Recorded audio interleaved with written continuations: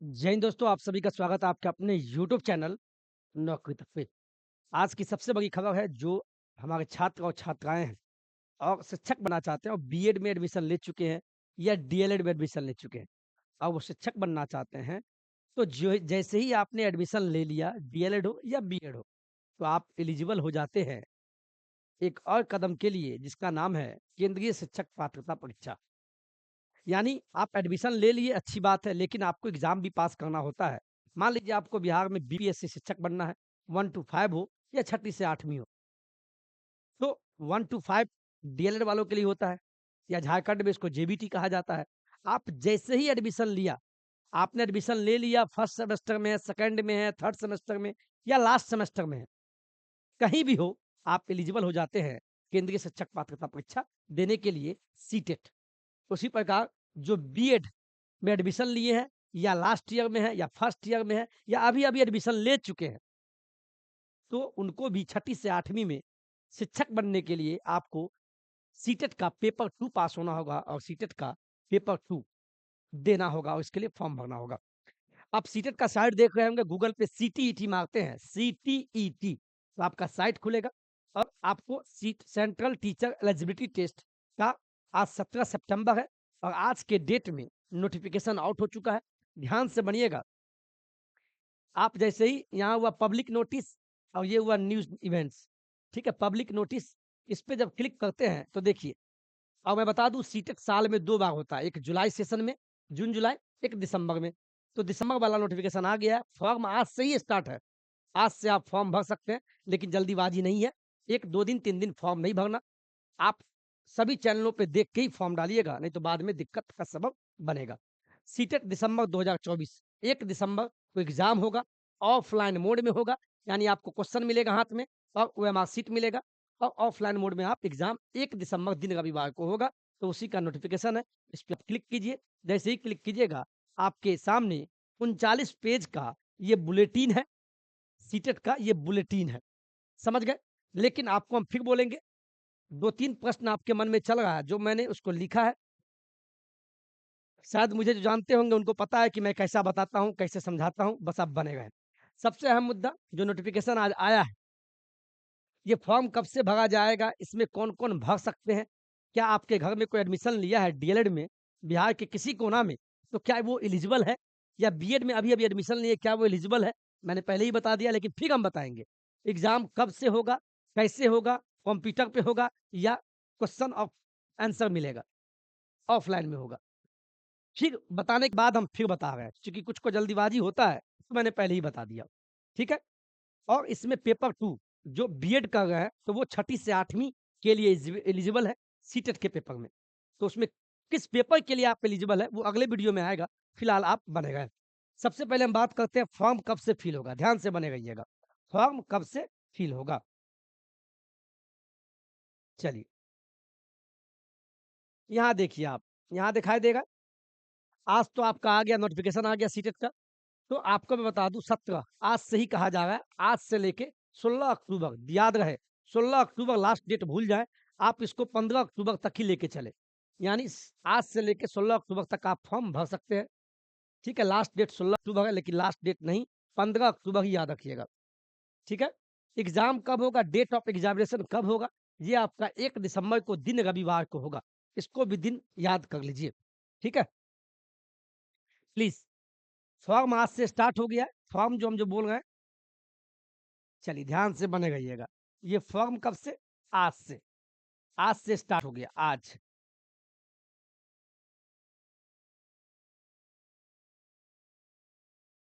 आज से स्टार्ट हो गया है और ये कब तक चलेगा? तो ये बता दें, ये आपको चलेगा 16 अक्टूबर लास्ट डेट है।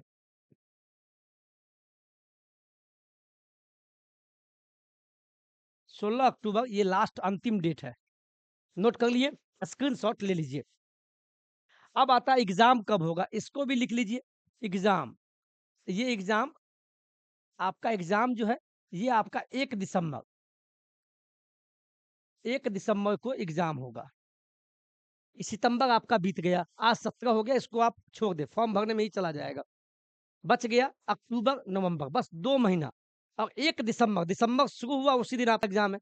मात्र 2 महीना है, आप अच्छे से पढ़ाई कीजिए, आप जहाँ भी पढ़ाई कर रहे हैं, जिस भी चैनल पे पढ़ रहे हैं, आप बढ़िया से पढ़ें। और सीटेट को आसान ना लें, 2020 के बाद ये धीरे-धीरे टफ होता जा रहा है, पैटर्न बदल रहा है। इसीलिए आप और ये एग्ज़ाम कैसा होगा? ये एग्ज़ाम आपको होगा, ये देखिए, ये होगा ऑफ़लाइन में। ऑफ़लाइन का मतलब समझ गए? आपका कहीं सेंटर रहेगा, बच्चों वाला दिन याद आ जाएगा, आप बैठेंगे, डेस्क पे बैठेंगे और वहाँ पे क्वेश्चन और आंसर दिया जाएगा, बिंदास आपको। ऑनलाइन से अच्छा ऑफ़लाइन है, ठीक है? समझ गए? चलिए, ये डेट याद हो गया सबको? आगे बढ़े? बढ़े आगे? चलिए, सबसे पहले आप ये देखिए सीटेट, सीटेट कौन-कौन दे सकता है, कौन-कौन योग्य है, ठीक है? सीटेट 2 पेपर लेता है, एक का नाम है पेपर 1, पेपर 1 ये पेपर 1 होता है 1 टू 5 के लिए, जो 1 से 5वीं में शिक्षक बनना चाहते हैं, उसके लिए पेपर 1 होता है। समझ गए आप? पेपर 1 होता है। इसमें कौन एलिजिबल है? जैसे जिन्होंने भी जैसे देखिए जो झारखंड झारखंड इसको बोलते हैं जेबीटी और बिहार में आप लोग एडमिशन लिए होंगे डीएलएड में, ध्यान देखिए, ध्यान दीजिएगा। जो भी 1 टू 5 के शिक्षक बनना चाहते हैं बिहार में बीपीएससी में, तो वो डीएलएड में एडमिशन लिए होंगे या एडमिशन ले लिए होंगे, लास्ट ईयर में होंगे, एग्ज़ाम नहीं निकल रहा है। सबसे पहले बता दूँ, पेपर 1 वही देगा जो डीएलएड में एडमिशन ले चुका है। फर्स्ट सेमेस्टर का आए नहीं हो या आप 1 महीना पहले एडमिशन क्यों नहीं लिए हो, आपने डीएलएड में एडमिशन ले लिया, रजिस्ट्रेशन नंबर आपको मिला होगा, जैसे ही एडमिशन ले लिए, आप एलिजिबल हो जाते हैं। यानी इसमें वो एलिजिबल है, कौन-कौन एलिजिबल है, यहाँ बता देते हैं, यहाँ देखिए। अपीयरिंग, अपीयरिंग का मतलब हुआ जिन्होंने भी अभी-अभी एडमिशन लिया है डीएलएड में, ठीक है, समझ गए? या जो ऑलरेडी पास है, ऑलरेडी पास है, वो तो उनको तो पता ही है। आपने फर्स्ट सेमेस्टर में एडमिशन लिया या सेकंड सेमेस्टर में या थर्ड सेमेस्टर में है, चूँकि डीएलएड 2 साल का होता है। समझ गए ना आप? तो आपने एडमिशन लिया, आप एलिजिबल हो गए। अब आते हैं पेपर 2, ये पेपर 2 किनके लिए है भैया? ध्यान से देखिए साहब।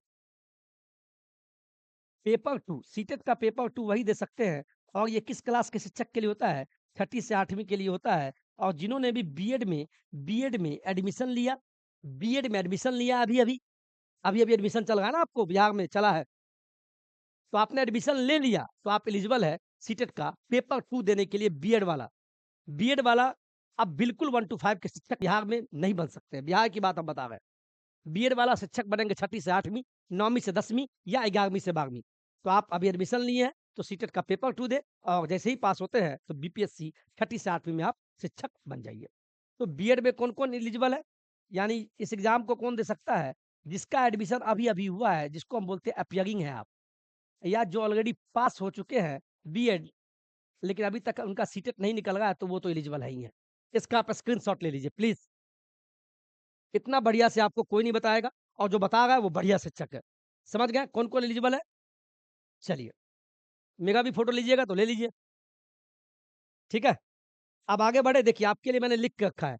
एक चीज़ और बता दें, जो बीएड एडमिशन लिए हैं या पास है और एक चीज़ और बता दें, कुछ छात्र ऐसे भी हैं जो डीएलएड कर चुके हैं। उनका डीएलएड भी है और साथ में ग्रेजुएशन।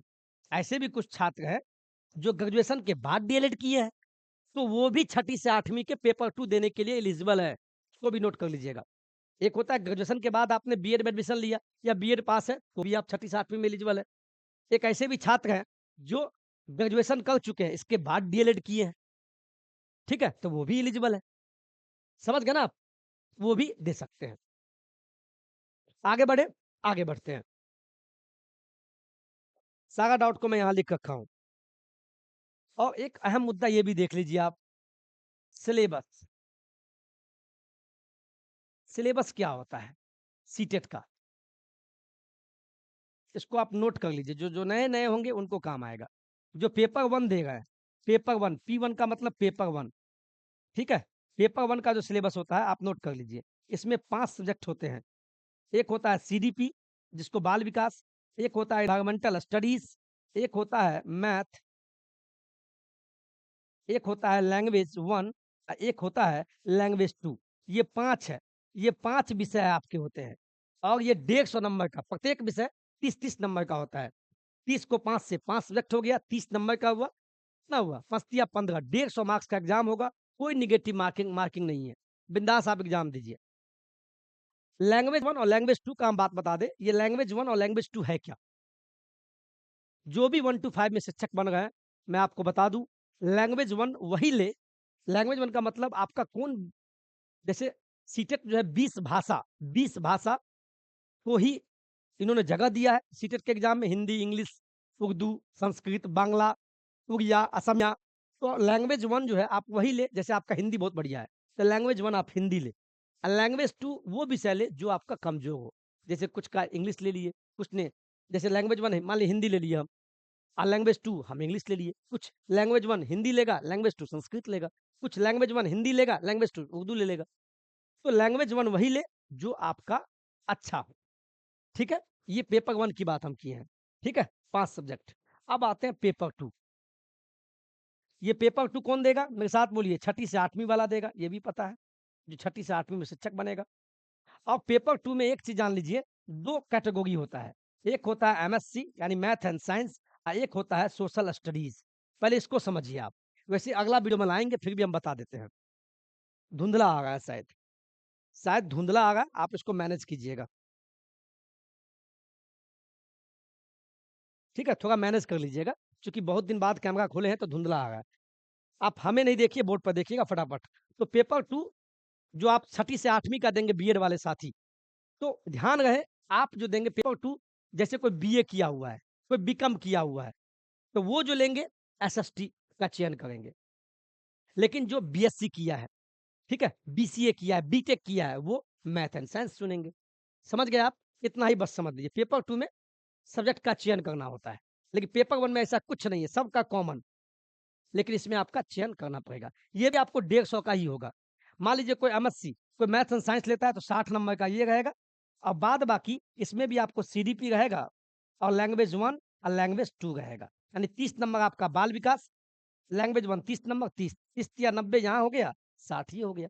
जो एसएसटी लेंगे तो ये भी 60 नंबर का होता है।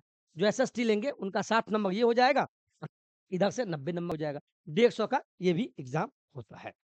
समझ गए? कोई दिक्कत? चलिए आगे बढ़े, स्क्रीनशॉट ले लीजिए। चलिए, लैंग्वेज 1 और लैंग्वेज 2 एक चीज़ आपको हम बता दें, वैसे लैंग्वेज 1 या लैंग्वेज 2 का जो चयन है, ठीक है? जो छठी से 8वीं वाले हैं, मैं इनको एक बात बता दूँ, जो छठी से 8वीं का एग्ज़ाम देंगे, जैसे मान लीजिए कोई छठी से 8वीं में इंग्लिश का शिक्षक बन गए, तो लैंग्वेज 1 या लैंग्वेज 2 में से एक विषय आपका इंग्लिश अवश्य होना चाहिए। अगर लैंग्वेज 2 अगर हिंदी के शिक्षक आप बन गए, छठी से 8वीं में, तो आपका लैंग्वेज 1 या लैंग्वेज 2 में से एक में हिंदी होना चाहिए। ये कंपल्सरी ये बता दिया गया है, इसको मत भूलिएगा। तो आज का वीडियो इतना ही था, चूँकि कैमरा धुंधला भी है, तो मैंने जो आपको बताने का प्रयास किया ये, फॉर्म कब से भरा जाएगा, तो आज से स्टार्ट हो गया, 16 अक्टूबर लास्ट डेट है।